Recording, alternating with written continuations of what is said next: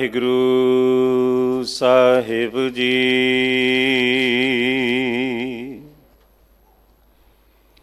ਬਾਣੀ ਗੁਰੂ ਗੁਰੂ ਹੈ ਬਾਣੀ, ਵਿੱਚ ਬਾਣੀ ਅੰਮ੍ਰਿਤ ਸਾਰੇ। ਗੁਰੂ ਬਾਣੀ ਕਹੈ ਸੇਵਕ ਜਨ ਮਾਨੈ, ਪਰਤਖ ਗੁਰੂ ਨਿਸਤਾਰੇ। ਬਾਣੀ ਬਿਰਲੋ ਵਿਚਾਰਸੀ, ਜੇ ਕੋ ਗੁਰਮੁਖ ਹੋਏ। ਇਹ ਬਾਣੀ ਮਹਾਂਪੁਰਖ ਕੀ, ਨਿਜ ਘਰ ਵਾਸ ਹੋਏ। ਰਾਗ ਗੌੜੀ ਚੇਤੀ ਮਹੱਲਾ ਪੰਜਵਾਂ, ਦੋ ਪਦੇ ਇਕ ਓੰਕਾਰ ਸਤਿਗੁਰ ਪ੍ਰਸਾਦ। ਰਾਮ ਕੋ ਬਲ ਪੂਰਨ ਪਾਏ, ਤਾਤੇ ਬਿਰਥਾ ਨਾ ਵਿਆਪੈ ਕਾਈ। ਰਾਮ ਕੋ ਬਲ ਪੂਰਨ ਪਾਏ, ਤਾਤੇ ਬਿਰਥਾ ਨਾ ਵਿਆਪੈ ਕਾਈ। ਰਹਾਉ ਜੋ ਜੋ ਚਿਤਵੈ ਦਾਸ ਹਰਿ ਮਾਈ, ਸੋ ਸੋ ਕਰਤਾ ਆਪ ਕਰਾਈ। ਨਿੰਦਕ ਕੀ ਪ੍ਰਭ ਪਤ ਗਵਾਈ, ਨਾਨਕ ਹਰਿ ਗੁਣ ਨਿਰਭਉ ਗਾਈ। ਨਿੰਦਕ ਕੀ ਪ੍ਰਭ ਪਤ ਗਵਾਈ, ਨਾਨਕ ਹਰਿ ਗੁਣ ਨਿਰਭਉ ਗਾਈ। ਵਾਹਿਗੁਰੂ ਜੀ ਕਾ ਖਾਲਸਾ, ਵਾਹਿਗੁਰੂ ਜੀ ਕੀ ਫਤਿਹ। ਇਹ ਪਾਵਨ ਸ਼ਬਦ ਗੌੜੀ ਰਾਗ ਅੰਦਰ ਪੰਜਵੇਂ ਪਾਤਸ਼ਾਹ ਧੰਨ ਧੰਨ ਸਾਹਿਬ ਸ੍ਰੀ ਗੁਰੂ ਅਰਜਨ ਦੇਵ ਮਹਾਰਾਜ ਜੀ ਦੇ ਮੁਖਾਰਬਿੰਦ ਤੋਂ ਉਚਾਰਨ ਕੀਤਾ ਹੋਇਆ। ਧੰਨ ਧੰਨ ਸਾਹਿਬ ਸ੍ਰੀ ਗੁਰੂ ਗ੍ਰੰਥ ਸਾਹਿਬ ਮਹਾਰਾਜ ਜੀ ਦੇ ਪਾਵਨ ਅੰਗ 202 203 ਤੇ ਸੁਭਾਏਮਾਨ ਹੈ ਜੀ। ਤਿਸ ਦੀ ਵਿਚਾਰ ਆਪ ਜੀ ਨੂੰ ਸਰਵਣ ਕਰਾ ਰਹੇ ਹਨ। ਅਤੀ ਸਤਿਕਾਰਯੋਗ ਸਨਮਾਨਯੋਗ ਬਾਬਾ ਮਹਿੰਦਰ ਸਿੰਘ ਜੀ ਭੜੀ ਵਾਲੇ, ਤਿੰਨਾਂ ਪਾਸੋਂ ਪਾਵਨ ਸ਼ਬਦ ਦੀ ਵਿਚਾਰ ਸਰਵਣ ਕਰੀਏ ਜੀ। ਬਾਬਾ ਜੀ ਦਾ ਇੱਕ ਦਿਨ ਦਾ ਸਮਾਂ ਹੈ। ਪ੍ਰਬੰਧਕ ਸੇਵਾਦਾਰਾਂ ਵੱਲੋਂ ਬਾਬਾ ਜੀ ਦਾ ਬਹੁਤ ਬਹੁਤ ਧੰਨਵਾਦ। ਅੰਮ੍ਰਿਤ ਸੰਚਾਰ ਹਰ ਐਤਵਾਰ ਇਸ ਪਾਵਨ ਸਥਾਨ 'ਤੇ ਹਰ ਬੁੱਧਵਾਰ ਗੁਰਦੁਆਰਾ ਸੀਸਗੰਜ ਸਾਹਿਬ ਵਿਖੇ ਹੁੰਦਾ ਹੈ। ਕੇਸੀ ਇਸ਼ਨਾਨ ਕਰਕੇ ਦਿਨ ਦੇ 11 ਵਜੇ ਪਹੁੰਚ ਕੇ ਅੰਮ੍ਰਿਤ ਛਕ ਕੇ ਗੁਰੂ ਵਾਲੇ ਬਣ ਕੇ ਗੁਰੂ ਮਹਾਰਾਜ ਦੀਆਂ ਖੁਸ਼ੀਆਂ ਪ੍ਰਾਪਤ ਕਰਨੀਆਂ ਜੀ। ਦਿੱਲੀ ਦੇ ਇਤਿਹਾਸਕ ਗੁਰੂ ਧਾਮਾਂ ਦੀ ਕਾਰ ਸੇਵਾ ਸਤਿਕਾਰਯੋਗ ਜਥੇਦਾਰ ਬਾਬਾ ਬਚਨ ਸਿੰਘ ਜੀ ਕਰਵਾ ਰਹੇ ਹਨ। ਤਨ ਮਨ ਧਨ ਸੇਵਾ ਕਰਕੇ ਆਪਣਾ ਜੀਵਨ ਸਫਲਾ ਕਰਨਾ ਜੀ। ਇਸ ਮਹੀਨੇ ਦੀ ਸੰਗਰਾਂਦ 16 ਤਰੀਕ ਨੂੰ ਹੈ।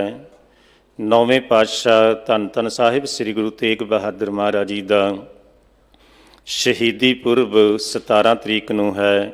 ਇਹਨਾਂ ਸਾਰਿਆਂ ਸਮਾਗਮਾਂ ਵਿੱਚ ਹਾਜ਼ਰੀਆਂ ਭਰ ਕੇ ਹਰਜਸ ਬਾਣੀ ਸਰਵਣ ਕਰਕੇ ਸੇਵਾ ਕਰਕੇ ਆਪਣਾ ਜੀਵਨ ਸਫਲਾ ਕਰਨਾ ਜੀ।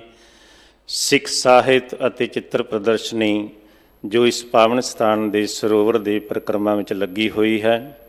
ਆਪ ਸੰਗਤਾਂ ਪ੍ਰਤੀ ਬੇਨਤੀ ਹੈ, ਵੱਧ ਤੋਂ ਵੱਧ ਧਾਰਮਿਕ ਲਿਟਰੇਚਰ ਖਰੀਦ ਕੇ ਆਪ ਪੜ੍ਹੋ ਅਤੇ ਆਪਣੇ ਬੱਚਿਆਂ ਨੂੰ ਵੀ ਪੜ੍ਹਾਓ ਜੀ। ਆਸ ਹੈ ਬੇਨਤੀਆਂ ਪ੍ਰਵਾਨ ਕਰੋਗੇ। ਆਓ ਅਗਲੇ ਸਮੇਂ ਲਈ ਗੁਰੂ ਸ਼ਬਦ ਦੀ ਵਿਚਾਰ ਨਾਲ ਜੁੜਨਾ ਕਰੀਏ ਜੀ। ਵਾਹਿਗੁਰੂ ਜੀ ਕਾ ਖਾਲਸਾ, ਵਾਹਿਗੁਰੂ ਜੀ ਕੀ ਫਤਿਹ। ਵਾਹਿਗੁਰੂ ਸਾਹਿਬ ਜੀ। ਕਿਵ ਕਰ ਆਖਾ ਕਿਵ ਸਲਾਹੀ, ਕਿਉ ਵਰਨੀ ਕਿਵ ਜਾਣਾ, ਨਾਨਕ ਆਖਣ ਸਭ ਕੋ ਆਖੈ, ਇਕ ਦੂ ਇਕ ਸਿਆਣਾ।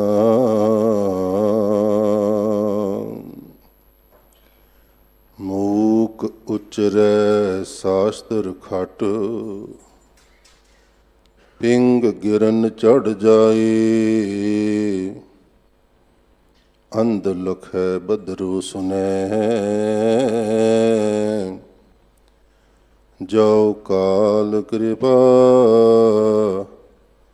ਕਰਾਏ। ਬਦ ਬਖਤ ਹਮ ਚੋ ਬਖੀਲ ਗਾਫਿਲ,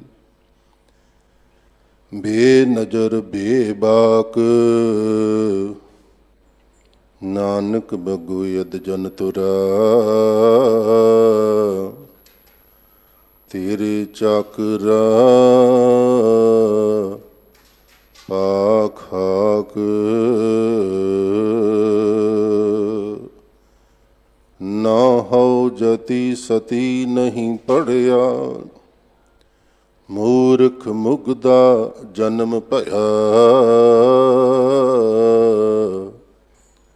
ਪ੍ਰਣਬਤ ਨਾਨਕ ਤਿਨ ਕੀ ਸਰਣਾ, ਜਿਨ ਤੂੰ ਨਾਹੀ ਵਿਸਰਿਆ।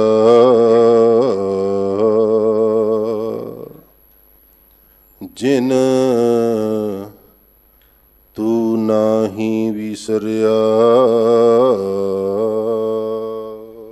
ਵਾਹਿਗੁਰੂ ਜੀ।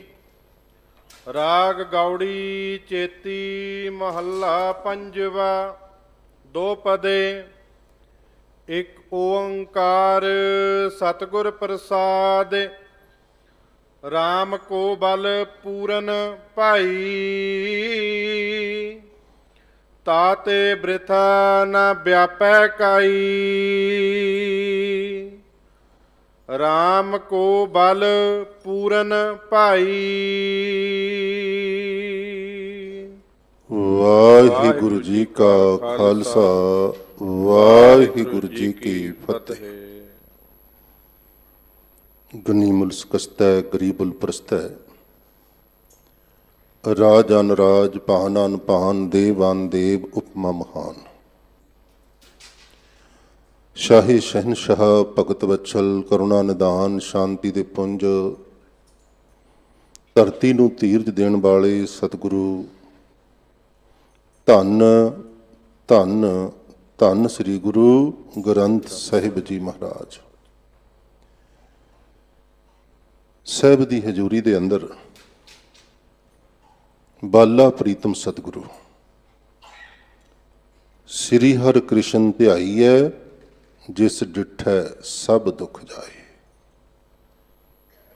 ਜਿਨ੍ਹਾਂ ਦੇ ਦਰਸ਼ਨਾਂ ਵਿੱਚ ਇੰਨੀ ਵੱਡੀ ਬਰਕਤ ਹੈ, ਦਰਸ਼ਨ ਕਰਨ ਦੇ ਨਾਲ ਹੀ ਦੁੱਖ ਟੁੱਟ ਜਾਂਦੇ ਨੇ, ਔਰ ਟੁੱਟੇ ਨੇ ਇਸ ਧਰਤੀ ਦੇ ਉੱਤੇ।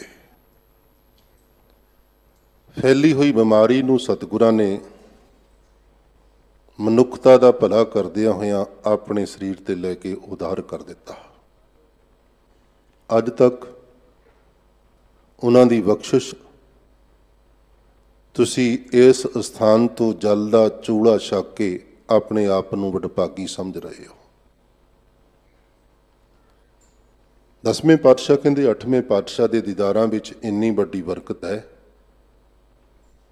ਵੀ ਦਰਸ਼ਨ ਕਰਦਿਆਂ ਦੁੱਖ ਟੁੱਟਦੇ ਨੇ, ਪਰ ਦਰਸ਼ਨ ਹੋਣ ਕਿਵੇਂ?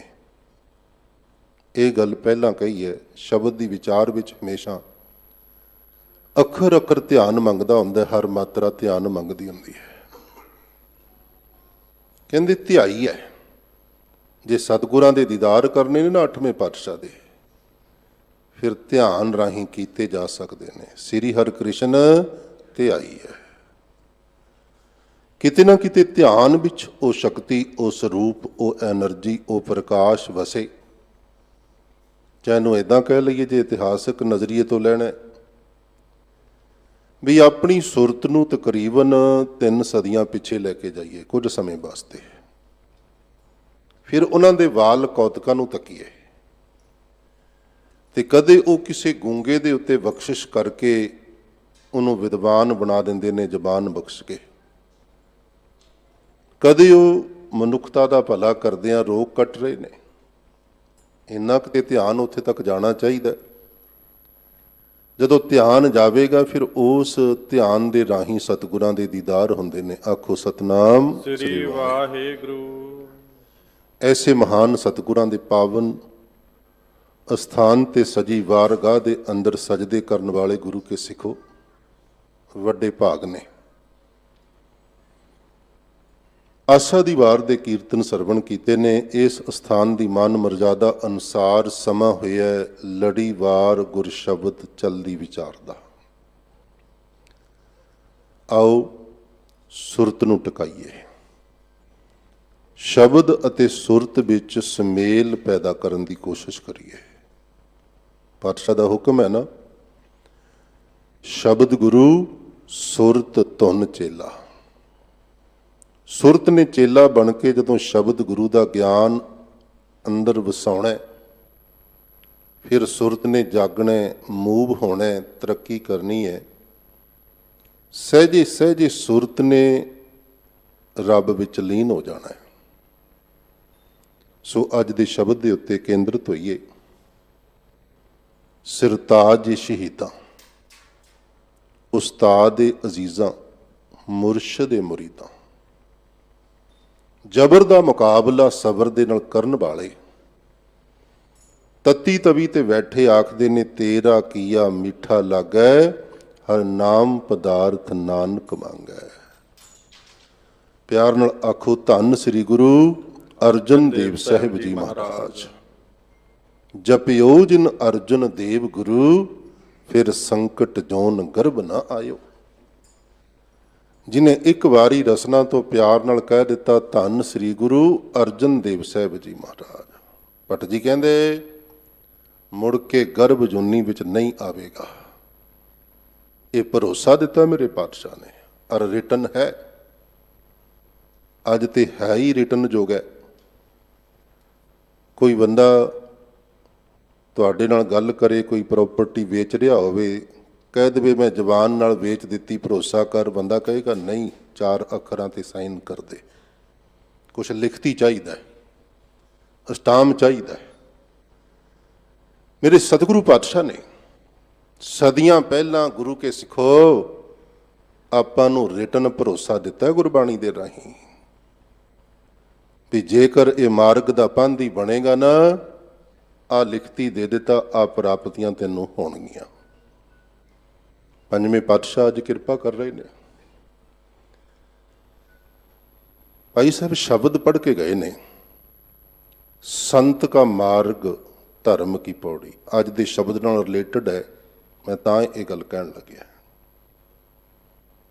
ਸੰਤ ਦਾ ਜਿਹੜਾ ਮਾਰਗ ਹੈ, ਗੁਰਸਿੱਖ ਦਾ ਮਾਰਗ ਹੈ, ਬੰਦਗੀ ਵਾਲਿਆਂ ਦਾ ਜਿਹੜਾ ਰਸਤਾ ਹੈ ਨਾ, ਪਾਤਸ਼ਾਹ ਕਹਿੰਦੇ ਉਹ ਹੈ ਧਰਮ ਦੀ ਪੌੜੀ।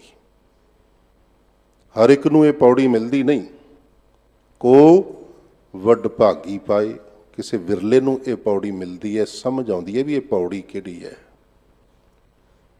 ਵੈਸੇ ਵੀ ਆਪਾਂ ਟੈਕਨੀਕਲੀ ਜਾਣਦੇ ਹਾਂ ਨਾ ਵੀ ਪੌੜੀ ਚੜ੍ਹਨਾ ਹੋਵੇ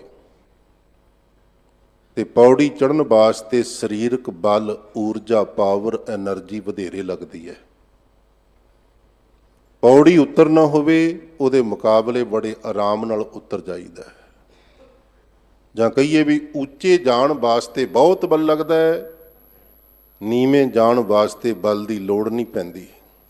ਸੁਭਾਵਕ ਹੀ ਚੀਜ਼ਾਂ ਹੇਠਾਂ ਨੂੰ ਰੁੜਦੀਆਂ ਵੇਖ ਰਹੇ ਹਾਂ ਆਪਾਂ।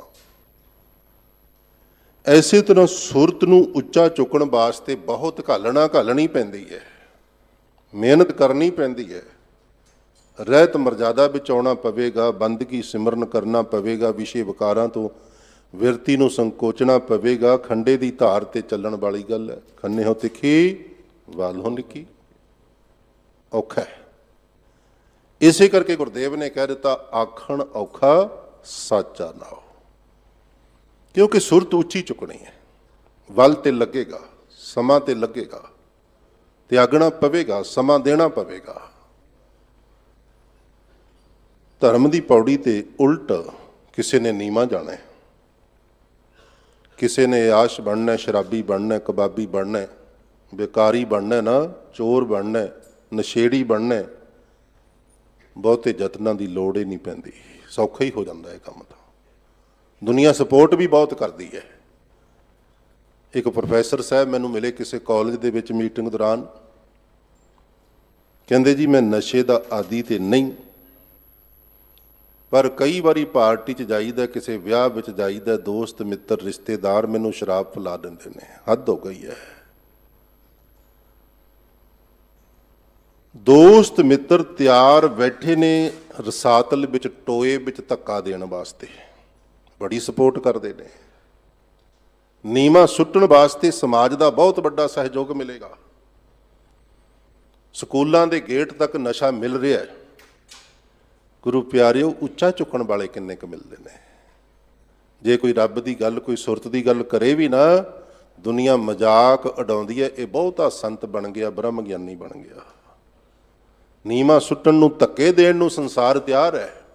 ਉੱਚਾ ਚੁੱਕਣ ਵਾਲਾ ਕੋਈ ਵਿਰਲਾ ਮਿਲੇਗਾ। ਸੰਤ ਕਾ ਮਾਰਗ ਧਰਮ ਕੀ ਪੌੜੀ ਕੋ ਵੱਡ ਭਾਗੀ ਪਾਏ। ਚੜ੍ਹਨਾ ਕਿਵੇਂ? ਜਪਜੀ ਸਾਹਿਬ ਪੜੋ। ਇੱਕ ਦੂਜੀ ਬਹੁ ਲੱਖ ਹੋਏ, ਲੱਖ ਹੋਵੇ ਲੱਖ ਵੀਸ। ਭਾਵਨਾ ਐਸੀ ਹੋਵੇ, ਮਹਾਰਾਜ ਨਿਤਨੇਮ ਕਰਦਿਆਂ ਕੀ ਕਰੀਏ, ਨਿਤਨੇਮ ਬਹੁਤ ਕਰਨ ਨੂੰ ਦਿਲ ਕਰਦਾ ਹੈ। ਮੈਂ ਚਾਹੁੰਦਾ ਨਿਤਨੇਮ 5 ਗ੍ਰੰਥੀ ਦਾ ਪੂਰਾ ਕਰ ਲਵਾਂ, ਸੁੰਦਰ ਗੁਟਕਾ ਪੂਰਾ ਕਰ ਲਵਾਂ, ਪਰ ਕੀ ਕਰਾਂ, ਜੀਭ ਸਾਥ ਨਹੀਂ ਦਿੰਦੀ, ਥੱਕ ਜਾਂਦੀ ਹੈ, ਗਲਾ ਥੱਕ ਜਾਂਦਾ ਹੈ। ਕਿਤੇ ਮੈਨੂੰ ਜੀਭਾਂ ਦੀ ਹੋਰ ਬਖਸ਼ਿਸ਼ ਕਰ ਦੇਵੇ, ਮੈਂ ਰੱਜ ਰੱਜ ਕੇ ਤੇਰਾ ਨਾਮ ਜਪਾਂ। ਇੱਕ ਦੂਜੀ ਬਹੁ ਲੱਖ ਹੋਏ, ਲੱਖ ਹੋਵੇ ਲੱਖ ਵੀਸ। ਲੱਖ ਲੱਖ ਗੇੜਾ ਆਖੀ ਹੈ, ਏਕ ਨਾਮ ਜਗਦੀਸ਼। ਵਾਹਿਗੁਰੂ ਵਾਹਿਗੁਰੂ ਵਾਹਿਗੁਰੂ। ਅੱਗੇ ਜ਼ਿਕਰ ਕੀਤਾ ਪੌੜੀ ਦਾ। ਇਹ ਤਰਾਹੇ ਪਤ ਪਵੜੀਆਂ, ਇੱਜ਼ਤ ਦੀਆਂ ਪੌੜੀਆਂ ਚੜ੍ਹਨਾ ਹੈ, ਪਰ ਲੋਕ ਵਿੱਚ ਇੱਜ਼ਤ ਬਣਨੀ ਹੈ। ਇਹ ਤਰਾਹੇ ਪਤ ਪਵੜੀਆ, ਕਿਤੇ ਚੜ੍ਹ ਜਾਵੇਂ ਨਾ ਗੁਰੂ ਕੇ ਸਿੱਖਾ, ਚੜ੍ਹੀਏ ਹੋਏ 21। ਜੇ ਚੜ੍ਹ ਗਿਆ 21, ਇੱਕ ਈਸ਼ਵਰ ਦੇ ਵਿੱਚ ਹੀ ਤੂੰ ਲੀਨ ਹੋ ਜਾਣਾ, ਇੱਕ ਮਿੱਕ ਹੋ ਜਾਣਾ ਰੱਬ ਦੇ ਨਾਲ।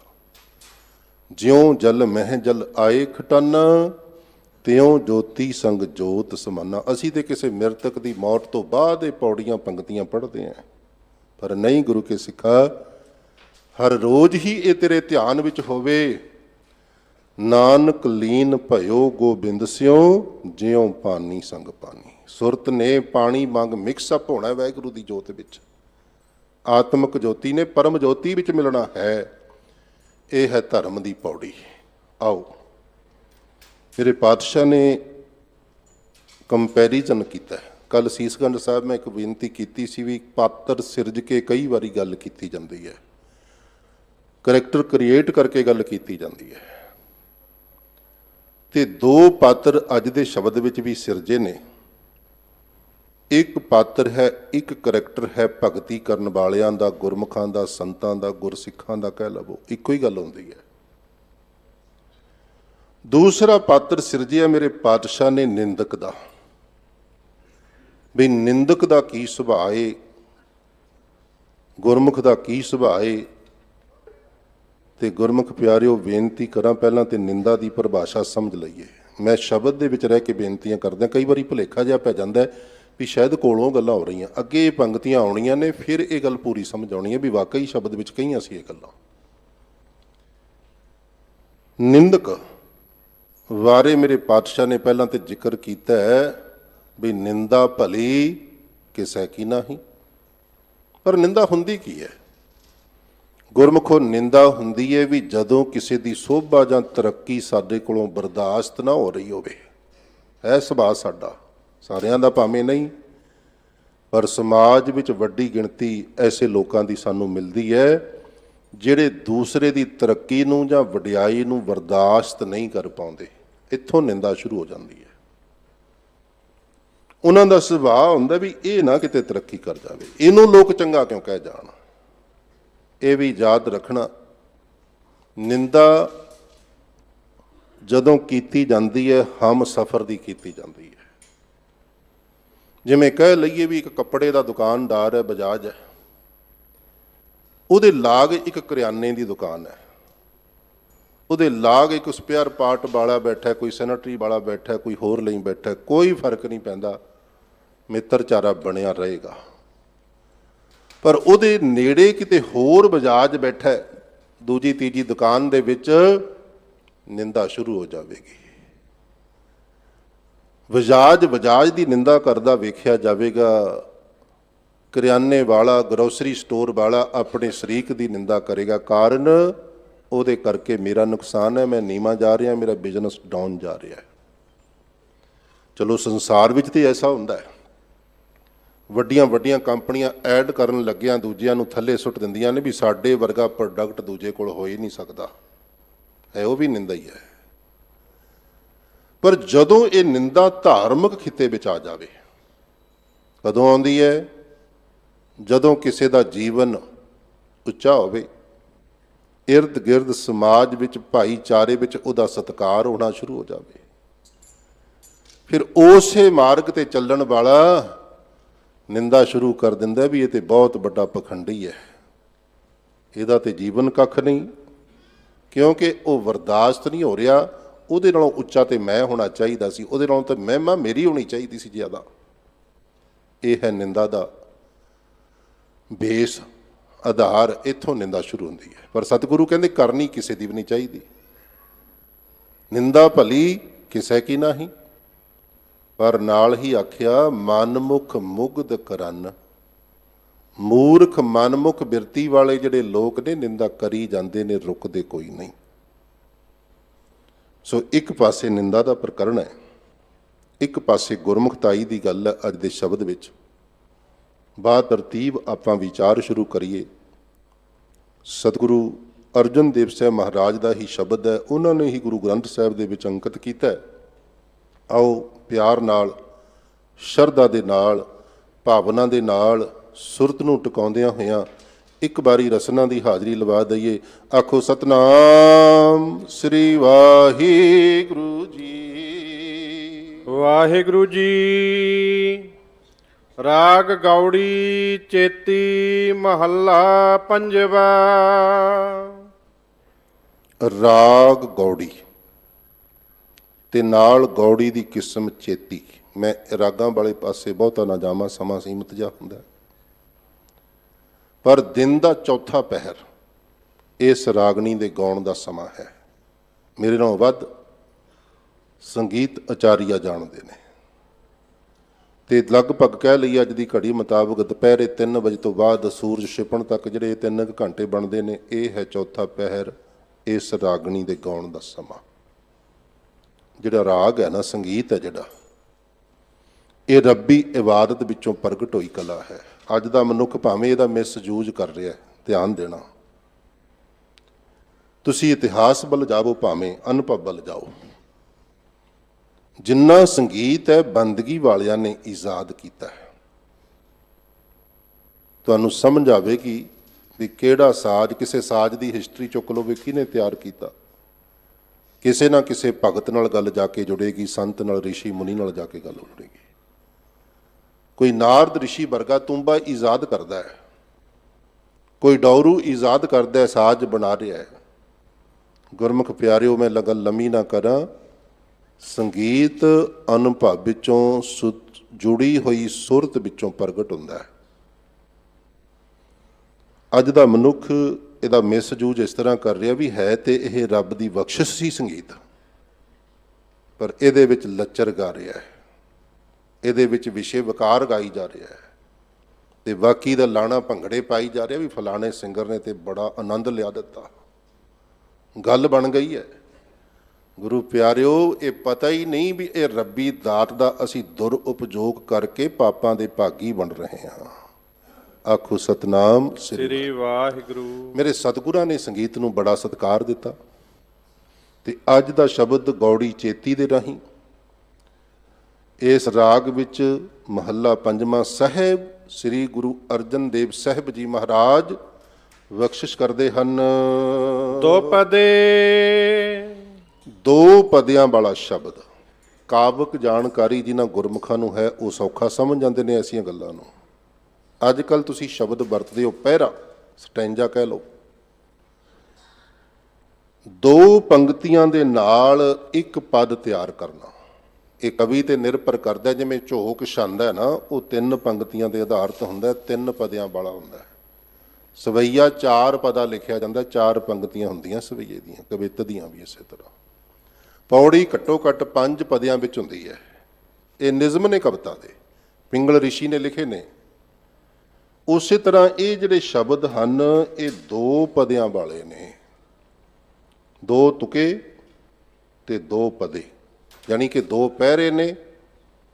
ਇੱਕ ਇੱਕ ਤੁਕ ਦਾ ਇੱਕ ਪਦ ਬਣਿਆ, ਪਰ ਰਹਾਉ ਵਾਲੀ ਪੰਕਤੀ ਦੀ ਗਿਣਤੀ ਇਹ ਤੋਂ ਬਾਹਰ ਹੈ।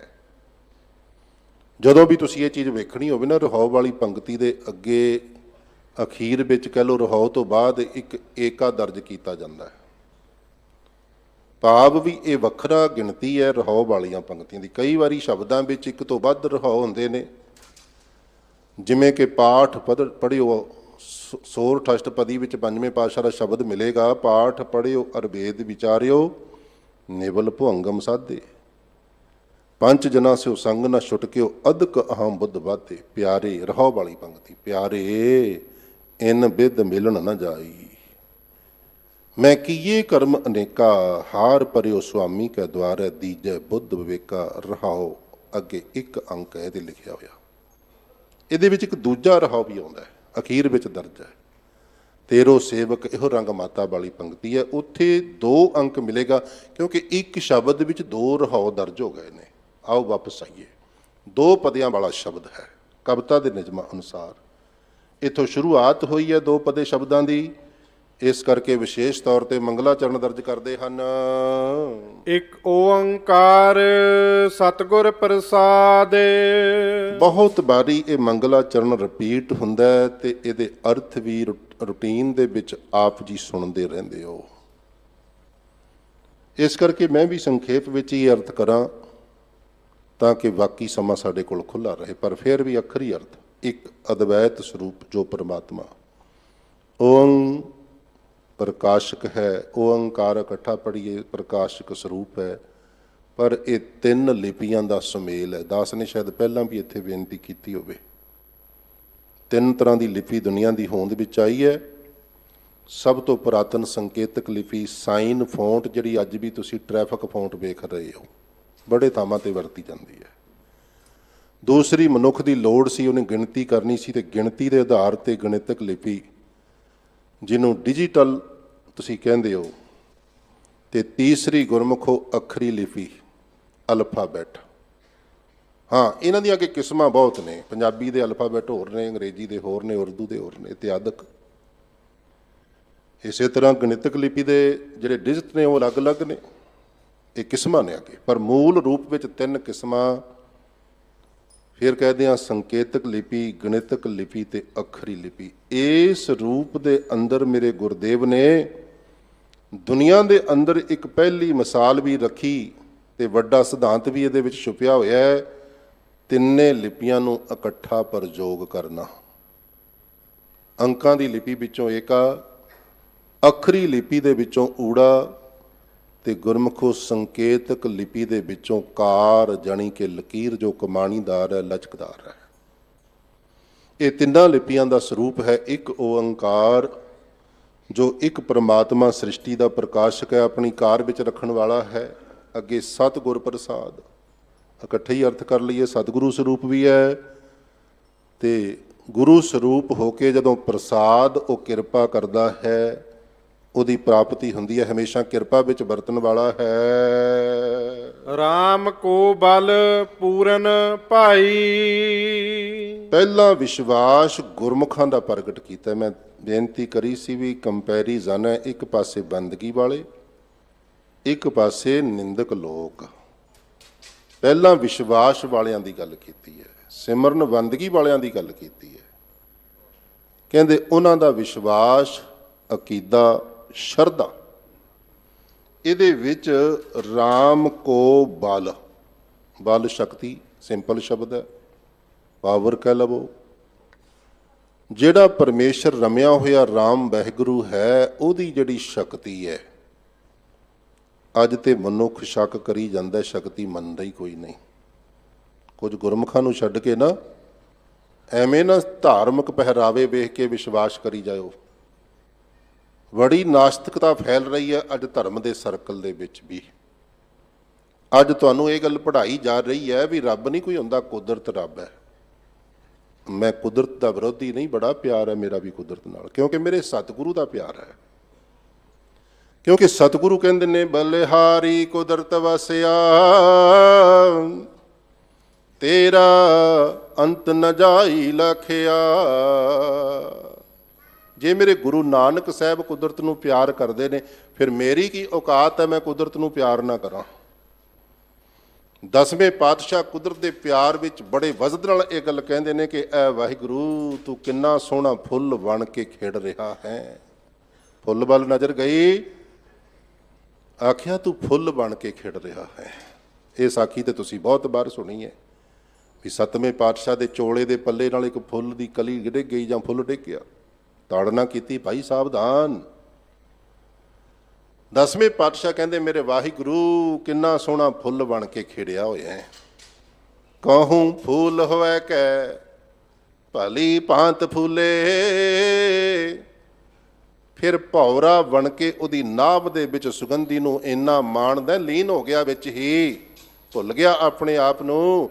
ਕਹੂੰ ਭਵਰ ਹੋਵੇ ਕੈ ਭਲੀ ਭਾਂਤ ਭੂਲੇ। ਕੁਦਰਤ ਬਹੁਤ ਰੱਬ ਨਾਲ ਇੱਕ ਮਿਕ ਹੈ, ਪਰ ਕੁਦਰਤ ਰੱਬ ਨਹੀਂ। ਪੜੋ ਆਸਾ ਦੀ ਵਾਰ, ਕਹਿੰਦੇ ਦੂਈ ਕੁਦਰਤ ਸਾਜੀ ਹੈ, ਜਾਂ ਇਹ ਕਹਿ ਲਈਏ ਆਪ ਹੀ ਨਾ ਆਪ ਸਾਜਿਓ, ਆਪ ਹੀ ਨਾ ਰਚਿਓ ਨਾਓ। ਇੱਥੋਂ ਤੱਕ ਰੱਬ ਦੀ ਗੱਲ ਹੈ। ਦੂਈ ਕੁਦਰਤ ਸਾਜੀ ਹੈ, ਕੁਦਰਤ ਦੂਜੀ ਸਾਜੀ ਗਈ ਹੈ। ਕੁਦਰਤ ਆਪ ਰੱਬ ਨਹੀਂ, ਉਹਦੀ ਸਿਰਜਣਾ ਹੈ ਕਾਦਰ ਦੀ। ਤੇ ਕੁਦਰਤ ਨੂੰ ਸਜਾ ਕੇ ਕਰ ਆਸਣ, ਇਹਦੇ ਵਿੱਚ ਆਸਣ ਬਣਾ ਕੇ ਬੈਠ ਗਿਆ। ਕੁਦਰਤ ਨੂੰ ਇਹ ਪਸਾਰੇ ਨੂੰ ਆਪਣਾ ਆਸਣ ਬਣਾ ਲਿਆ। ਇਹੋ ਜਗ ਸੱਚੇ ਕੀ ਹੈ ਕੋਠੜੀ, ਸੱਚੇ ਕਾ ਵਿੱਚ ਬਾਸ। ਕਰ ਆਸਣ, ਕੇਵਲ ਬੈਠਿਆ ਨਹੀਂ, ਫਿਰ ਵੇਖ ਰਿਹਾ ਆਪਣੇ ਇਸ ਪਸਾਰੇ ਨੂੰ। ਤੁਹਾਡਾ ਕੀ ਖਿਆਲ ਹੈ ਵੀ ਰੱਬ ਦੀ ਨਜ਼ਰ ਤੁਹਾਡੇ ਤੇ ਨਹੀਂ? ਹਰ ਸਮੇਂ ਹੈ। ਅੱਜ CCTV ਕੈਮਰੇ ਤੁਸੀਂ ਬਣਾ ਲਏ ਨੇ, ਹਰ ਸਮੇਂ ਨਜ਼ਰ ਰੱਖਦੇ ਨੇ, ਅੱਖ ਵੀ ਨਹੀਂ ਝਮਕਦੇ। ਸੈਟੇਲਾਈਟ ਮਨੁੱਖ ਨੇ ਇਜਾਦ ਕਰ ਲਿਆ, ਲਗਾਤਾਰ ਸੰਸਾਰ ਤੇ ਨਜ਼ਰ ਰੱਖ ਰਿਹਾ, ਤੁਹਾਨੂੰ ਵੇਖ ਸਕਦਾ ਤੁਸੀਂ ਕਿਹੜੀ ਗਲੀ ਸਟਰੀਟ ਵਿੱਚ ਲੰਘ ਰਹੇ ਹੋ। ਪਰ ਇਹਦੀ ਕੋਈ ਹੱਦ ਹੈ। ਵੱਧ ਤੇ ਵੱਧ ਇਸ ਗਲੋਬਲ ਨੂੰ ਵੇਖੇਗਾ, ਕੁਛ ਗ੍ਰਹਿਾਂ ਨੂੰ ਵੇਖਦਾ ਹੋਵੇਗਾ। ਪਰ ਮੇਰੇ ਵਾਹਿਗੁਰੂ ਦੀ ਨਜ਼ਰ ਲਗਾਤਾਰ ਇੱਕ ਟੱਕ ਬਿਨਾਂ ਝਮਕਿਆਂ ਸੰਸਾਰ ਤੇ ਹੈ, ਔਰ ਬੜੇ ਪਿਆਰ ਨਾਲ ਸੰਸਾਰ ਨੂੰ ਵੇਖਦਾ ਹੈ। ਇੱਦਾਂ ਹੀ ਵੇਖਦਾ ਹੈ ਜਿਵੇਂ ਮਾਂ ਬਾਪ ਆਪਣੇ ਛੋਟੇ ਜਿਹੇ ਬੱਚੇ ਨੂੰ ਖੇਡਦਾ ਵੇਖ ਕੇ ਬੜਾ ਪ੍ਰਸੰਨ ਹੋ ਰਹੇ ਹੁੰਦੇ ਨੇ। ਕਰ ਆਸਣ ਡਿੱਠੋ ਚਾਓ, ਬੜੇ ਚਾਅ ਨਾਲ ਵੇਖਦਾ। ਫਿਰ ਕਿਵੇਂ ਕਹਿ ਦਈਏ ਉਹਦੀ ਰਹਿਮਤ ਨਹੀਂ? ਰਹਿਮਤਾਂ ਵਰਤਾ ਰਿਹਾ। ਇਹ ਗੱਲ ਵੱਖਰੀ ਹੈ।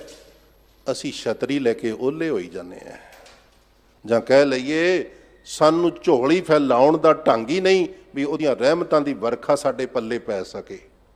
ਇੱਥੇ ਸਾਡਾ ਆਪਣਾ ਕਸੂਰ ਬਣ ਜਾਂਦਾ। ਰਹੋ ਵਿਚਾਰ,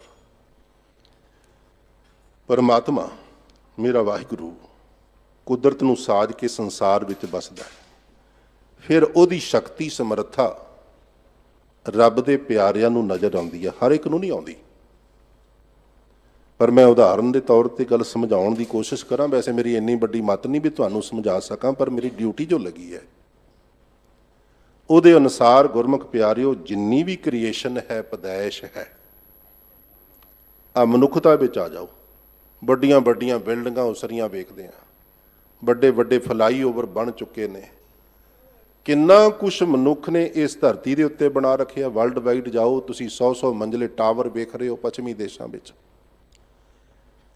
ਪਰ ਯਾਦ ਰੱਖਣਾ, ਇੱਕ ਕ੍ਰੀਏਸ਼ਨ ਪਿੱਛੇ, ਇੱਕ ਪੈਦਾਇਸ਼ ਪਿੱਛੇ ਕਿੰਨੀ એનર્ਜੀ ਲੱਗਦੀ ਹੈ। ਇੱਕ ਬਿਲਡਿੰਗ ਬਣਾਉਣ ਨੂੰ ਕਿੰਨਾ ਸਮਾਂ ਵੀ ਲੱਗਦਾ ਹੈ, ਖਰਚਾ ਵੀ ਆਉਂਦਾ। ਫਿਜ਼ੀਕਲ ਐਕਟੀਵਿਟੀ, ਮਜ਼ਦੂਰ ਕਿੰਨੇ ਲੱਗਦੇ ਹੋਣਗੇ, ਮਸ਼ੀਨਾਂ ਕਿੰਨੀਆਂ ਯੂਜ਼ ਹੁੰਦੀਆਂ ਨੇ, ਵੱਡੀ એનર્ਜੀ।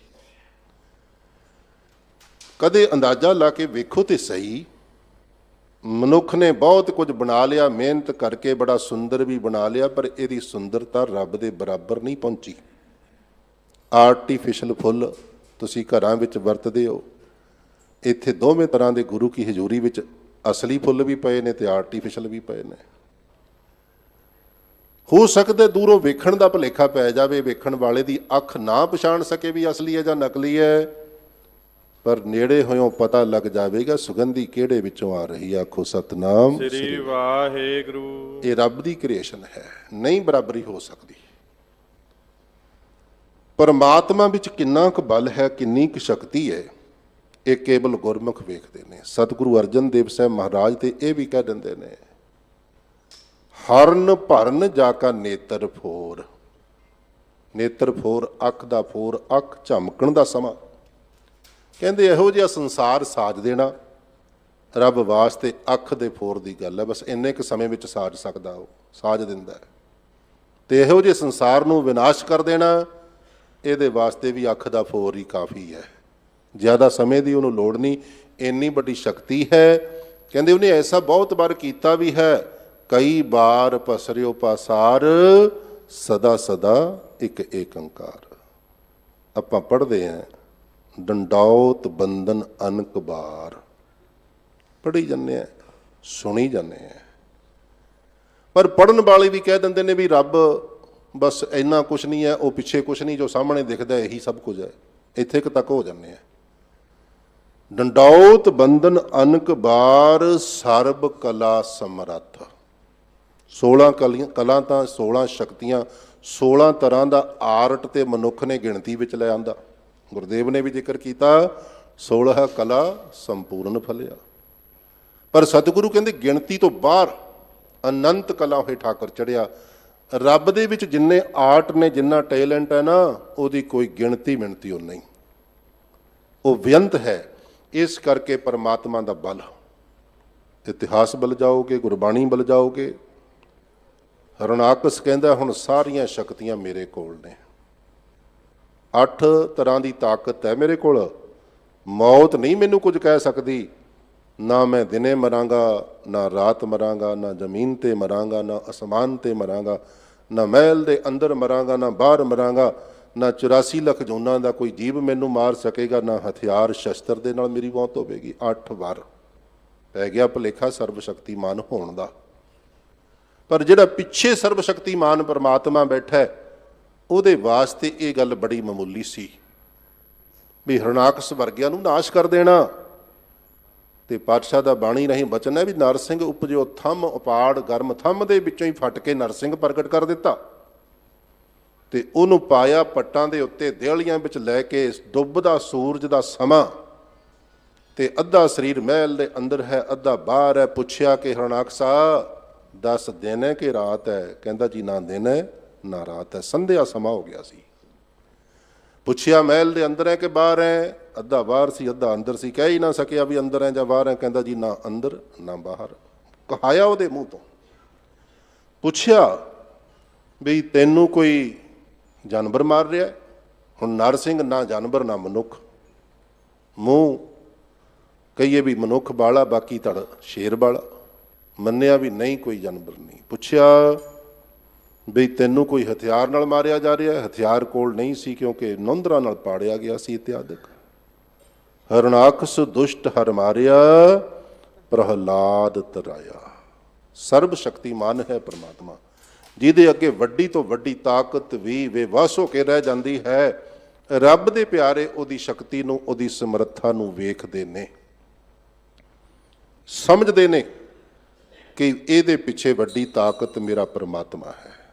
ਇਸੇ ਕਰਕੇ ਭਾਵੇਂ ਸ਼ਹੀਦਾਂ ਨੂੰ ਵੇਖੋ, ਭਗਤ ਜਨਾਂ ਨੂੰ ਵੇਖੋ, ਕਿਉਂ ਨਹੀਂ ਮੌਤ ਤੋਂ ਡਰੇ? ਕਿਉਂਕਿ ਮੌਤ ਜਿਸ ਦੇ ਵਸ ਵਿੱਚ ਹੈ ਉਹ ਪਰਮਾਤਮਾ ਉਹਨਾਂ ਨੂੰ ਨਜ਼ਰ ਆ ਰਿਹਾ ਹੈ। ਉਹਨਾਂ ਨੂੰ ਪਤਾ ਹੈ ਵੀ ਸਰੀਰ ਦੇ ਨਾਸ਼ ਹੋਣ ਦੇ ਨਾਲ ਮੈਂ ਨਹੀਂ ਜੇ ਮਰਨਾ, ਸਰੀਰ ਤੇ ਮਰੇਗਾ ਪਰ ਮੈਂ ਉਦੋਂ ਵੀ ਜਿੰਦਾ ਹੋਵਾਂਗਾ। ਮੈਂ ਨਾ ਮਰੋ ਕਬੀਰ ਜੀ, ਮੈਂ ਨਾ ਮਰੋ ਮਰਬੂ ਸੰਸਾਰਾ, ਕਿਉਂ? ਅਬ ਮੋਹੇ ਮਿਲਿਓ ਹੈ ਜੀ ਆਵਨ ਹਾਰਾ। ਜੀਵਨ ਦੇਣ ਵਾਲਾ ਹੀ ਮਿਲ ਗਿਆ, ਹੁਣ ਮੌਤ ਕਿੱਥੇ। ਮੌਤ ਦਾ ਡਰ ਵੀ ਉਹਨਾਂ ਵਿੱਚੋਂ ਖਤਮ ਹੋ ਗਿਆ, ਕਿਉਂਕਿ ਸਰਬ ਸ਼ਕਤੀਮਾਨ ਪਰਮਾਤਮਾ ਨਜ਼ਰ ਆ ਗਿਆ ਹੈ, ਮਿਲਾਪ ਹੋ ਗਿਆ ਹੈ, ਸਮਝ ਆ ਗਈ ਹੈ। ਤੇ ਇੱਥੇ ਕਹਿ ਰਹੇ ਨੇ ਅੱਜ ਪਾਤਸ਼ਾਹ ਵੀ ਰਾਮ ਕੋ ਬਲ ਪੂਰਨ ਭਾਈ। ਗੁਰਮੁਖਾਂ ਦੀ ਭਾਵਨਾ ਅਵਸਥਾ ਵੀ ਰੱਬ ਦਾ ਜਿਹੜਾ ਬਲ ਹੈ, ਸ਼ਕਤੀ ਆ, ਉਹ ਸੰਪੂਰਨ ਹੈ, ਉਹਦੇ ਵਿੱਚ ਕੋਈ ਵੀ ਊਣਤਾਈ ਜਾਂ ਕਮੀ ਨਹੀਂ ਹੈ। ਤਾਤੇ ਬ੍ਰਿਥਾ ਨਾ ਵਿਆਪੈ ਕਾਈ। ਇਸ ਕਰਕੇ ਉਹਨਾਂ ਨੂੰ ਰੱਬ ਤੋਂ ਬਿਨਾ ਦੂਸਰਾ ਕੁਝ ਵੀ ਨਜ਼ਰ ਨਹੀਂ ਆਉਂਦਾ, ਵੱਖਰਾ ਨਜ਼ਰ ਨਹੀਂ ਆਉਂਦਾ ਕੁਝ ਵੀ। ਕਾਈ ਤੋਂ ਭਾਵ ਹੈ ਨਾਮ ਵਿਆਪੈ ਕਾਈ, ਕੁਝ ਵੀ ਐਸਾ ਨਹੀਂ ਦਿਸਦਾ ਜਿਹੜਾ ਰੱਬ ਤੋਂ ਵੱਡਾ ਹੋਵੇ ਜਾਂ ਰੱਬ ਤੋਂ ਵੱਖਰਾ ਹੋਵੇ। ਇਹ ਭਰੋਸਾ ਵੀ ਗੁਰਮੁਖਾਂ ਦਾ ਬਣਦਾ ਔਰ ਸੱਚ ਵੀ ਹੈ। ਪਾਤਸ਼ਾਹ ਦਾ ਇੱਕ ਜ਼ਿਕਰ ਮੈਂ ਇਤਿਹਾਸ ਵਿੱਚੋਂ ਥੋੜਾ ਜਿਹਾ ਤੁਹਾਡੇ ਨਜ਼ਰ ਕਰਾਂ, ਗੱਲ ਸੌਖੀ ਸਮਝ ਆ ਜਾਵੇ। ਜਿਸ ਵੇਲੇ ਗੁਰੂ ਅਰਜਨ ਦੇਵ ਸਾਹਿਬ ਮਹਾਰਾਜ ਤਤੀ ਤਵੀ ਤੇ ਬੈਠੇ, ਰੇਤਾ ਪੈ ਗਿਆ, ਸਰੀਰ ਸੜ ਰਿਹਾ, ਤੇ ਸਾਈਂ ਮੀਆਂ ਮੀਰ ਆ ਕੇ ਹਾਲਤ ਨੂੰ ਵੇਖਿਆ, ਅੱਖਾਂ ਵਿੱਚੋਂ ਅਥਰੂ ਆਏ, ਬੇਵਾਕ ਜਿਹੇ ਹੋ ਕੇ ਬੋਲੇ, ਮਹਾਰਾਜ ਇਹ ਕੀ ਕੌਤਕ, ਮੈਨੂੰ ਆਗਿਆ ਦੇ ਦਿਓ, ਦਿੱਲੀ ਲਾਹੌਰ ਨੂੰ ਟਕਰਾ ਦਿਆਂਗਾ। ਔਰ ਪਹੁੰਚ ਸੀ ਇਸ ਸੱਜਣ ਵਿੱਚ, ਜਿਹਦੇ ਤੱਪੜਾਂ ਤੇ ਆ ਕੇ ਨੂਰ ਜਹਾਂ ਬੈਠਦੀ ਹੋਵੇ, ਉਹਨੂੰ ਤੇ ਇੱਕ ਇਸ਼ਾਰਾ ਹੀ ਕਾਫੀ ਸੀ ਦਿੱਲੀ ਵਾਲਿਆਂ ਨੂੰ ਕਹਿਣ ਵਾਸਤੇ, ਗੱਲ ਵੈਸੇ ਵੀ ਮੰਨ ਲਈ ਜਾਣੀ ਸੀ। ਪਰ ਜੇ ਆਤਮਿਕ ਸਮਰੱਥਾ ਦੀ ਗੱਲ ਕਰੀਏ, ਉਹ ਵੱਖਰੀ ਹੈ। ਤੇ ਗੁਰਦੇਵ ਪਾਤਸ਼ਾਹ ਨੇ ਜਿਹੜਾ ਜਵਾਬ ਦਿੱਤਾ, ਕਹਿੰਦੇ ਸਾਈਂ ਜੀ ਠੰਡੇ ਰਹੋ, ਇੱਥੇ ਤੇ ਮਰਨ ਮਾਰਨ ਦੀ ਗੱਲ ਹੀ ਕੋਈ ਨਹੀਂ ਹੈ। ਤੇ ਇਤਿਹਾਸਕਾਰ ਨੇ ਵਚਨ ਲਿਖੇ ਨੇ, ਕਹਿੰਦੇ ਕੌਣ ਜ਼ਾਲਮ ਕੌਣ ਮਜ਼ਲੂਮ, ਇੱਥੇ ਕੌਣ ਮਾਰ ਰਿਹਾ ਏ ਕੌਣ ਮਰ ਰਿਹਾ ਏ, ਖੇਡਾਂ ਖੇਡਦਾ ਪਿਆ ਅਕਾਲ ਸਾਡਾ, ਕਾਲਾ ਮੂੰਹ ਪਰ ਪਾਪੀ ਦਾ ਕਰ ਰਿਹਾ ਹੈ। ਬਸ ਕਲੰਕ ਲੱਗਣਾ ਇਹਨਾਂ ਲੋਕਾਂ ਨੂੰ, ਹੋਰ ਕੁਝ ਨਹੀਂ ਹੋਣਾ। ਗੁਰੂ ਪਿਆਰਿਓ, ਇਹ ਗੁਰਮੁਖਾਂ ਦੀ ਅਵਸਥਾ ਹੈ। ਸੋ ਕਿਰਪਾ ਕਰਦੇ ਹਨ, ਰਹਾਉ ਵਿਸ਼ਰਾਮ ਦੇ ਕੇ ਪਹਿਲੇ ਪਦ ਦਾ ਉਚਾਰਨ ਕਰਦੇ ਹਨ। ਜੋ ਜੋ ਚਿਤਵੈ ਦਾਸ ਹਰ ਮਾਈ। ਜਿਹੜਾ ਵੀ ਰੱਬ ਦੇ ਪਿਆਰੇ ਅੰਦਰ ਚਿਤਵਨੀ ਕਰਦੇ ਨੇ, ਵੈਸੇ ਤੇ ਪਹਿਲੀ ਚਿਤਵਨੀ ਉਹਨਾਂ ਦੀ ਹੁੰਦੀ ਹੈ, ਮਨ ਮਹਿ ਚਿਤਬੋ ਚਿਤਵਨੀ ਉਦਮ ਕਰੋ ਉਠ ਨੀਤ, ਹਰ ਕੀਰਤਨ ਕਾ ਆਹਰੋ ਹਰ ਦੇਹੋ ਨਾਨਕੇ ਮੀਤ। ਕਈ ਵਾਰੀ ਪਰਉਪਕਾਰ ਦੀ ਭਾਵਨਾ ਵਿੱਚ ਆ ਕੇ ਸੰਸਾਰ ਵਾਸਤੇ, ਭਲੇ ਵਾਸਤੇ ਵੀ ਚਿਤਵਦੇ ਨੇ। ਤੇ ਜੋ ਵੀ ਚਿਤਵਦੇ ਨੇ, ਉਹ ਵਾਹਿਗੁਰੂ ਮਿਹਰਬਾਨ ਹੋ ਕੇ ਕਿਰਪਾ ਕਰਕੇ ਸੋ ਸੋ ਕਰਤਾ ਆਪ ਕਰਾਈ। ਉਹਨਾਂ ਦੀ ਗੱਲ ਨੂੰ ਮੋੜਦਾ ਹੀ ਨਹੀਂ ਹੈ, ਉਹ ਕਰ ਦਿੰਦਾ ਉਸੇ ਤਰ੍ਹਾਂ। ਪਾਤਸ਼ਾਹ ਦੇ ਵਚਨ ਤੁਸੀਂ ਪੜ੍ਹਦੇ ਹੋ ਨਾ, ਜੋ ਮੰਗੈ ਠਾਕੁਰ ਆਪਣੇ ਤੇ ਸੋਈ ਸੋਈ ਦੇਵੈ।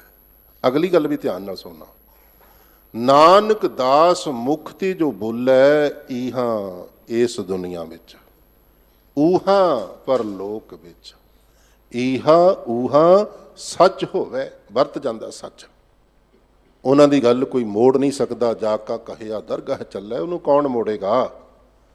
ਇਸੇ ਤਰ੍ਹਾਂ ਅੱਜ ਗੁਰਦੇਵ ਕਹਿ ਰਹੇ ਨੇ ਵੀ ਵਾਹਿਗੁਰੂ ਨੇ ਕਿਰਪਾ ਕਰਕੇ ਉਹਨਾਂ ਦੀ ਹਰ ਗੱਲ ਮੰਨ ਲਈ ਹੈ। ਮੰਗਦੇ ਤਾਂ ਆਪਾਂ ਵੀ ਹਾਂ, ਫਿਰ ਕਹਿੰਦੇ ਜੀ ਅਰਦਾਸ ਸੁਣੀ ਨਹੀਂ ਗਈ। ਉਹ ਭਾਈ ਜਨ ਬਣ ਕੇ ਕਰਕੇ ਤਾਂ ਵੇਖੋ, ਉਹਦੀ ਰਜ਼ਾ ਵਿੱਚ ਆ ਕੇ ਉਹ ਤੇ ਹਰ ਵੇਲੇ ਸੁਣਨ ਨੂੰ ਤਿਆਰ ਹੈ।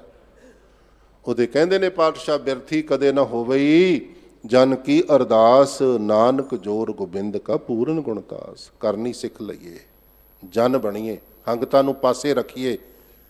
ਉਸ ਦਿਨ ਅਰਦਾਸ ਸੰਪੂਰਨ ਹੋਵੇਗੀ ਜਿਸ ਦਿਨ ਅੰਦਰ ਇਹ ਗੱਲ ਵਸ ਜਾਵੇਗੀ, ਨਾਨਕ ਨਾਮ ਚੜ੍ਹਦੀ ਕਲਾ, ਤੇਰੇ ਭਾਣੇ ਸਰਬੱਤ ਕਾ ਭਲਾ।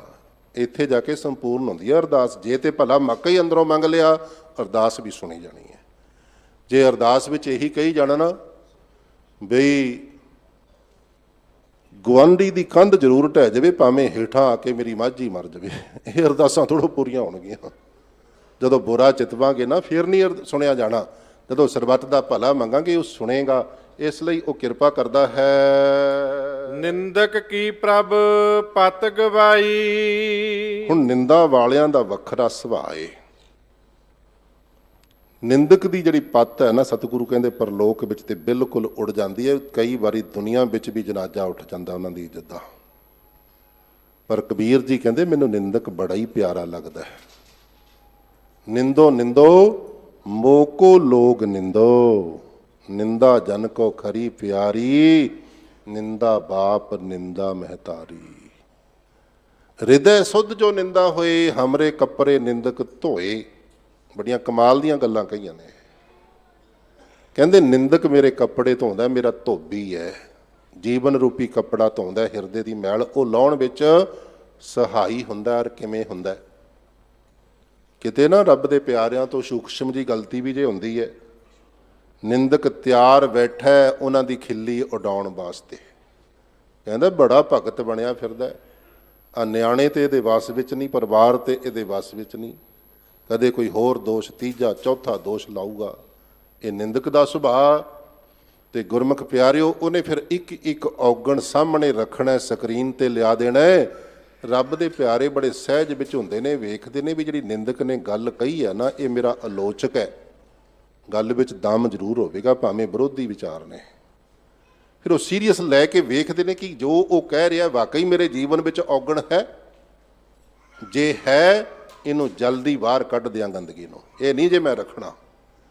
ਇਸ ਕਰਕੇ ਨਿੰਦਕ ਛੋਟੇ ਛੋਟੇ ਔਗਣਾਂ ਨੂੰ ਪ੍ਰਗਟ ਕਰਦਾ ਹੈ ਤੇ ਰੱਬ ਦੇ ਪਿਆਰੇ ਉਹਨੂੰ ਬਾਹਰ ਕੱਢੀ ਜਾਂਦੇ ਨੇ। ਇਸ ਤਰ੍ਹਾਂ ਜੀਵਨ ਧੋ ਦਿੰਦਾ ਨਿੰਦਕ।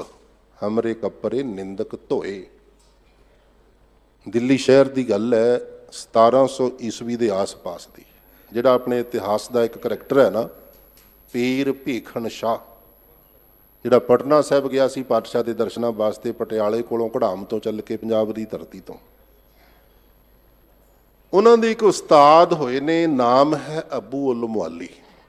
ਉਹ ਇੱਥੇ ਦਿੱਲੀ ਵਿੱਚ ਹੀ ਰਹਿੰਦੇ ਸੀ ਤੇ 2-4 ਸ਼ਾਗਿਰਦ, 10-20 ਵਿਦਿਆਰਥੀ ਹੋਣੇ ਤੇ ਸੁਭਾਵਕ ਗੱਲ ਹੈ। ਜਿਹੜੇ ਬੰਦਗੀ ਦੇ ਰਾਹ ਤੁਰਦੇ ਨੇ ਉਹਨਾਂ ਦੇ ਕੋਲ ਇਰਦ ਗਿਰਦ ਐਸਾ ਮਾਹੌਲ ਬਣਨਾ ਹੀ ਹੁੰਦਾ।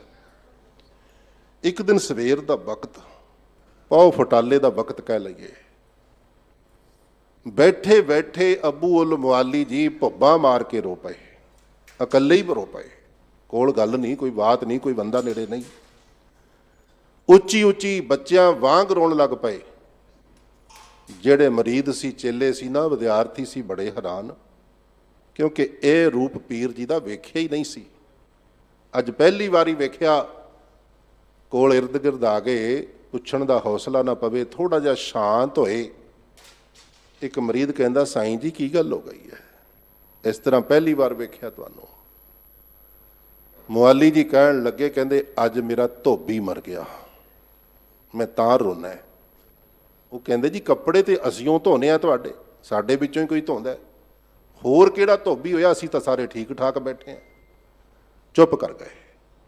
ਥੋੜਾ ਜਿਹਾ ਸੂਰਜ ਦਾ ਚੜ੍ਹਾਅ ਹੋਇਆ, ਮਹੱਲੇ ਵਿੱਚ ਖਬਰ ਫੈਲੀ ਬਈ ਅੱਜ ਉਸ ਬੰਦੇ ਦੀ ਮੌਤ ਹੋਈ ਹੈ ਜਿਹੜਾ ਹਮੇਸ਼ਾ ਸਾਈਂ ਜੀ ਦੀ ਨਿੰਦਾ ਕਰਿਆ ਕਰਦਾ ਸੀ। ਆਖੋ ਸਤਨਾਮ ਸ੍ਰੀ ਵਾਹਿਗੁਰੂ। ਵਾਕਈ ਕੱਪੜੇ ਧੋ ਦਿੰਦਾ ਜੀਵਨ ਦੇ ਨਿੰਦਕ। ਚੌਥੇ ਪਾਤਸ਼ਾਹ ਧੰਨ ਸਤਿਗੁਰੂ ਰਾਮਦਾਸ ਸਾਹਿਬ ਜੀ ਮਹਾਰਾਜ, ਗੁਰਮੁਖ ਪਿਆਰਿਓ, ਬੈਰਾੜੀ ਰਾਗਣੀ ਵਿੱਚ ਇੱਕ ਜ਼ਿਕਰ ਕਰਦੇ ਨੇ, ਹਰ ਜਨ ਰਾਮ ਨਾਮ ਗੁਣ ਗਾਵੇ, ਜੇ ਕੋਈ ਨਿੰਦ ਕਰੇ ਹਰ ਜਨ ਕੀ, ਆਪਣਾ ਗੁਣ ਨਾ ਗਵਾਵੇ। ਨਿੰਦਾ ਕਰਦਾ ਰਹੇ ਨਿੰਦਕ। ਰੱਬ ਦੇ ਪਿਆਰੇ ਨਿੰਦਕ ਦਾ ਵੀ ਵਿਰੋਧ ਨਹੀਂ ਕਰਦੇ, ਉਹਦਾ ਵੀ ਭਲਾ ਮੰਗਦੇ ਨੇ। ਸੋ ਇਸ ਢੰਗ ਦੇ ਨਾਲ ਨਿੰਦਕ ਦੀ ਜਿਹੜੀ ਹਾਲਤ ਹੈ ਨਾ, ਗੁਰਦੇਵ ਕਹਿੰਦੇ ਨਿੰਦਕ ਕੀ ਪ੍ਰਭ ਪਤ ਗਵਾਈ। ਲੋਕ ਪਰਲੋਕ ਦੀ ਇੱਜ਼ਤ ਨਿੰਦਕ ਦੇ ਪੱਲੇ ਨਹੀਂ ਰਹਿੰਦੀ, ਭਾਵੇਂ ਸਮਾਂ ਲੱਗ ਜਾਂਦਾ ਹੈ। ਸੋ ਇਸ ਲਈ ਗੁਰਮੁਖ ਪਿਆਰਿਓ, ਇਤਿਹਾਸ ਵਿੱਚ ਬਹੁਤ ਕੁਝ ਐਸਾ ਮਿਲੇਗਾ। ਬੜੀ ਨਿੰਦਾ ਗੁਰੂ ਸਾਹਿਬ ਦੀ ਵੀ ਕਰਨ ਵਾਲਿਆਂ ਨੇ ਕੀਤੀ ਹੈ, ਹੋਰ ਵੀ ਹੋਈ ਹੈ। ਸਾਖੀਆਂ ਵੱਲ ਨਹੀਂ ਜਾਣਾ, ਸਮੇਂ ਦੀ ਘਾਟ ਹੁੰਦੀ ਹੈ। ਤੇ ਅੱਗੇ ਗੁਰਦੇਵ ਕੀ ਕਿਰਪਾ ਕਰਦੇ ਹਨ, ਨਾਨਕ ਹਰ ਗੁਣ ਨਿਰਭਉ ਗਾਈ। ਤੇ ਜਿਹੜੇ ਰੱਬ ਦੇ ਪਿਆਰੇ ਨੇ, ਰੱਬ ਦੇ ਗੁਣ ਗਾ ਗਾ ਕੇ ਪਹਿਲਾਂ ਤੇ ਨਿਰਭਉ ਵਾਹਿਗੁਰੂ ਨੂੰ ਗਾਉਂਦੇ ਨੇ, ਗਾਉਂਦਿਆਂ ਗਾਉਂਦਿਆਂ ਖੁਦ ਵੀ ਨਿਰਭਉ ਹੋ ਜਾਂਦੇ ਨੇ। ਗੁਰਦੇਵ ਦਾ ਬਚਨ ਹੈ, ਨਿਰਭਉ ਜਪੈ ਸਗਲ ਭਉ ਮਿਟੈ। ਜਿਹੜਾ ਨਿਰਭਉ ਵਾਹਿਗੁਰੂ ਨੂੰ ਜਪਦਾ ਨਾ, ਉਹਦੇ ਸਾਰੇ ਡਰ ਖਤਮ ਹੋ ਜਾਂਦੇ ਨੇ। ਵੈਸੇ ਮੈਂ ਬੇਨਤੀ ਕਰਾਂ, ਡਰ ਤਾਂ ਕੋਈ ਵੀ ਚੰਗਾ ਨਹੀਂ ਹੁੰਦਾ, ਪਰ ਸਭ ਤੋਂ ਵੱਡਾ ਡਰ ਹੈ ਗੁਰਮੁਖ ਪਿਆਰਿਓ ਮੌਤ ਦਾ। ਮੌਤ ਨਾਲੋਂ ਵੱਧ ਕੇ ਡਰ ਨਹੀਂ ਹੁੰਦਾ। ਇਸੇ ਕਰਕੇ ਇਤਿਹਾਸ ਵਿੱਚ ਜਦੋਂ ਜਾਂਦੇ ਆ ਨਾ, ਸ਼ਹੀਦਾਂ ਨੂੰ ਮੌਤ ਦਾ ਡਰ ਦੇ ਦੇ ਕੇ ਡਰਾਇਆ ਜਾਂਦਾ ਹੈ ਵੀ ਜਾਂ ਤਾਂ ਧਰਮ ਸਾਡੇ ਵਿੱਚ ਆ ਜਾਓ, ਨਹੀਂ ਮਰਨ ਲਈ ਤਿਆਰ ਹੋ ਜਾਓ। ਮਨੁੱਖ ਕੋਲ ਦੂਜਾ ਡਰ ਹੀ ਨਹੀਂ ਵੀ ਕਿਸੇ ਨੂੰ ਦੇ ਸਕੇ, ਬਸ ਮੌਤ ਦਾ ਡਰ ਦੇ ਸਕਦਾ, ਕਿਉਂਕਿ ਇਹਨੇ ਵੱਡਾ ਮੰਨਿਆ ਮੌਤ ਦਾ ਡਰ। ਕੈਪੀਟਲ ਪਨਿਸ਼ਮੈਂਟ ਅੱਜ ਵਰਲਡ ਵਾਈਡ ਜਿਹੜੇ ਦੇਸ਼ਾਂ ਵਿੱਚ ਹੈ, ਸਭ ਤੋਂ ਵੱਡੀ ਸਜ਼ਾ ਇਸ ਨੂੰ ਮੰਨਿਆ ਗਿਆ ਹੈ, ਕਿਉਂਕਿ ਮਨੁੱਖ ਵਾਸਤੇ ਜਾਂ ਜੀਵ ਵਾਸਤੇ ਮੌਤ ਹੀ ਵੱਡੀ ਹੈ।